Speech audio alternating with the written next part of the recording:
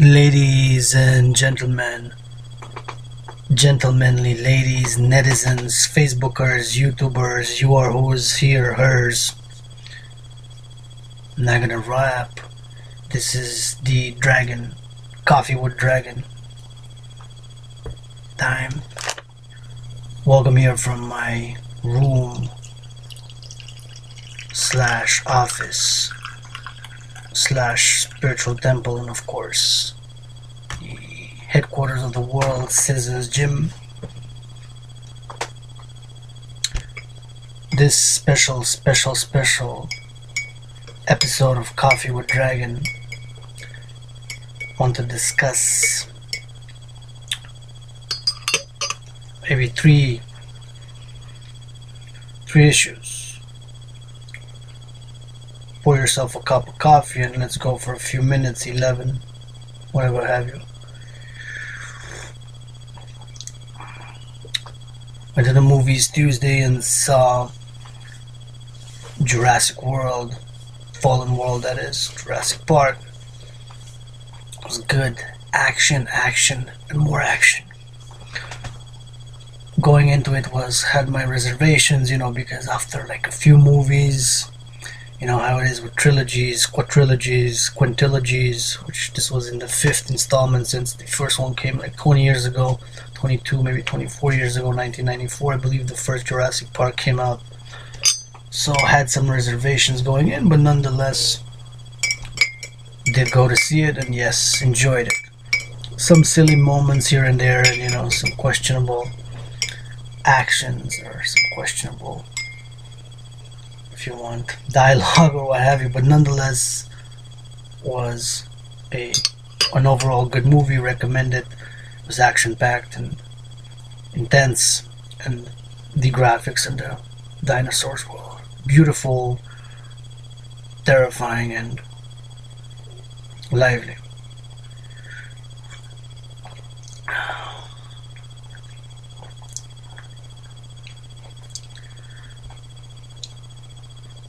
Take your coffee black, or do you put some white sugar in it? Take your coffee black, or do you put some white sugar in it? Take your coffee black, or do you put some white sugar in it?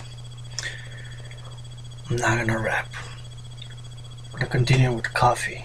Dragon, so said that first have discussed the movie Jurassic World, which I think broke the top 20, top 15, or even top 10 highest grossing. Still running in the theaters, but it's highest grossing ever. I've checked, and it's in 14th place. Maybe you gotta double check, but it made more than $1 billion. Number one is Avatar, of course. It was released in December 2009, and but nonetheless, Jurassic World woke up.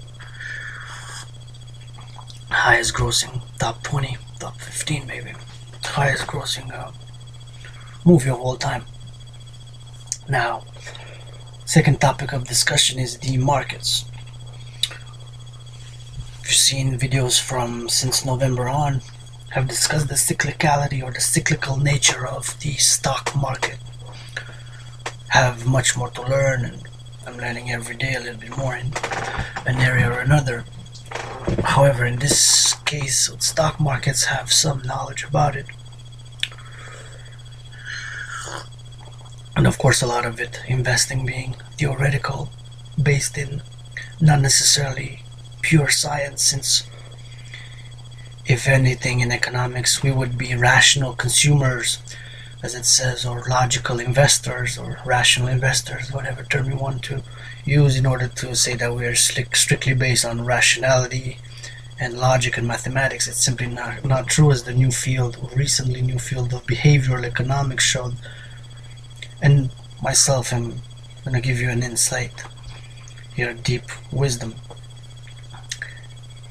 that it is not the case whatever we buy or sell necessarily, or investing or trading that we do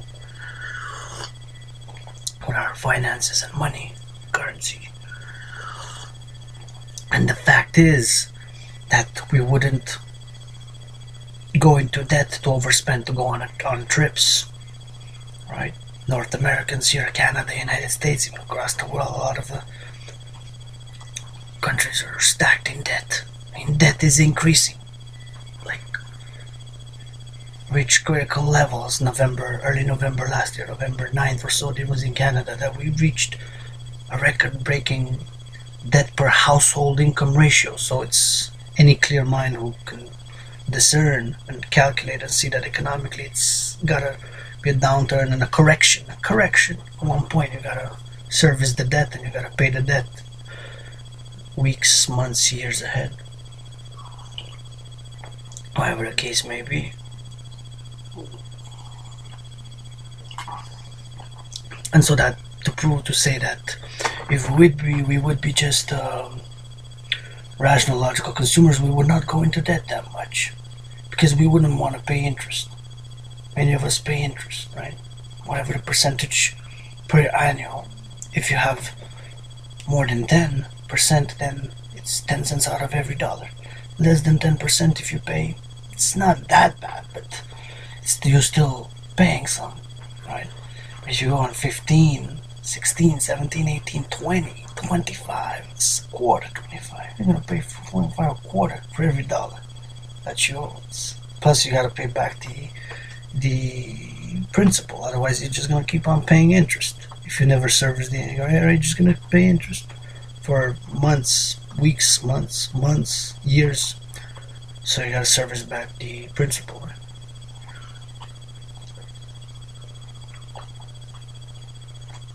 Otherwise it's just paying interest. So that's not rational, that's not logical. And also in our investing, so many companies, mutual funds.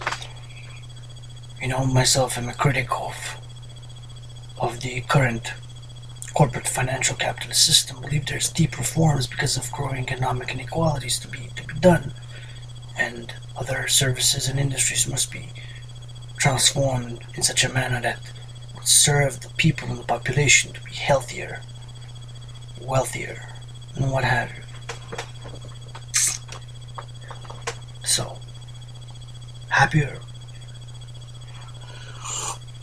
more social cohesion on a local individual level with each citizen's national and international level. World peace, world security, world prosperity. Let's work for that. Anyway, I do not want to make a speech on that. It's digression, but nonetheless wanted to add a final word. If you look at my old videos starting from about early November, I've talked about the fluctuating stock market and how there's a need for a correction, and how there could be a possible worst case scenario, a global financial collapse because of the stock market. If there's a prolonged downturn in the stock market, now with the tariffs and the trade, there's loss of investor confidence, since in the globalized world system, world economics, it impedes trade, right? But of course it affects the workers, it affects the unemployed more, less job opportunities, less job creation. So these tariffs also affect the majority of the population, not because those who have already millions can afford to pay a little bit more, right? But if you lose a job, if you don't get a job, if finances stagnate, the majority is affected even more. And so my premise was that several factors, including growing debt, that is, of each citizen, and internationally, and the trade imbalances. For example, taking loans and investing in China, it was more like gambling for them, since they didn't know what they were doing exactly, or they had a small idea but not really informed investors. They were more like gambling on the stock market in China in the past 10 years, mostly since mid 2007, since banks were allowed to give more loans and capital to the citizens and what have you. So they invested a lot, billions and billions of dollars in the stock market for this past 10 years. And of course, a lot of them accumulated debt. You have the stocks, but if the stocks now are going to underperform and go under, the dividends are not going to come because of the profits. You can see the multiplying social, financial, economic, and trade problems here, right? You calculate all those correlating negative factors together, or one after the other, like in a domino effect.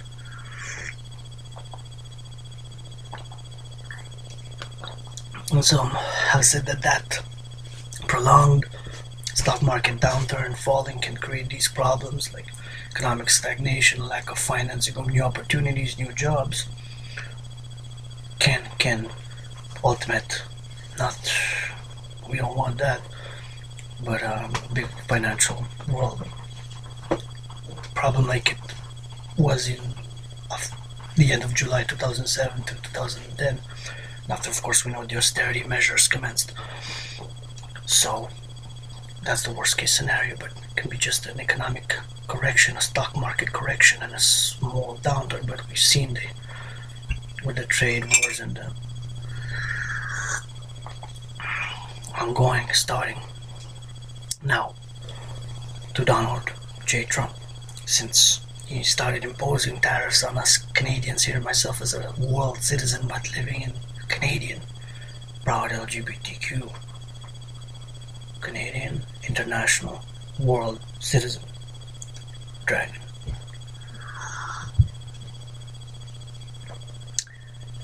So he imposed tariffs on Canadian steel and aluminum in the import, 25% on steel and 10% on aluminum respectively. It's an unprecedented move. It's between Canadians and Americans. You see, love flags, love the world, want to see a world peace, world security, and world prosperity, and imposes tariffs on us Canadians. That got me really upset, angry. From coast to coast, Canadians were shocked at what's going on. And so I have launched, this is the third final point which I want to discuss, I've launched an initiative combining, of course, my artistic, me as an artist, a poet, a social commentator, and of course, spiritual teacher. It's called Dragan vs Trump. So basically, I'm challenging Donald Trump to a boxing match on the Canadian-US border. Half of the ring to be on one side and half on the other side, and the ring to be built out of Canadian steel and aluminum and financed by Donald Trump, since myself cannot finance it now. However, let's say that I have one, I'm going to contribute $1, which was printed in 2009. So we'll contribute $1, since at the moment I'm living in a financially precarious situation, looking for finance opportunities and employment and other work, and thus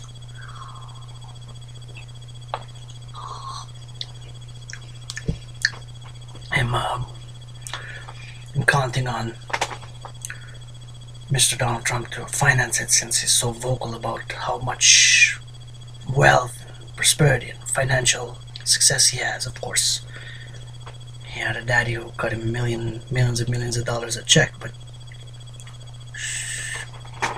so Dragan versus Trump, challenging Donald Trump to a boxing match on the Canadian-US border over the tariffs. And the condition is, of course, if myself, I'm gonna win, Dragan versus Trump, left, right, jab, jab, jab, jab, down you go. And the tariffs get annulled, and we work for world peace, security, and prosperity together without the divisiveness and no needed white supremacy BS and the other BS.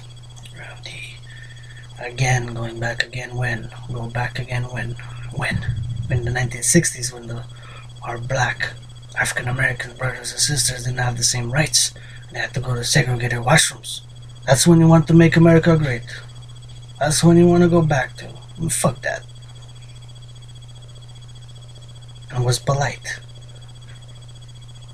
That was a polite way of saying it. Using the F word one time. It's so juicy. So a sportsman-like friendly boxing match between myself, a citizen of the world, Canada, citizen of Canada, from the island of Montreal, the US border. And if I'm gonna lose, well, we're going to give Mr. Donald Trump the amount of my weigh-in before the bout, before the fight, the amount that I'm gonna weigh in maple syrup. So some maple syrup for Donald Trump.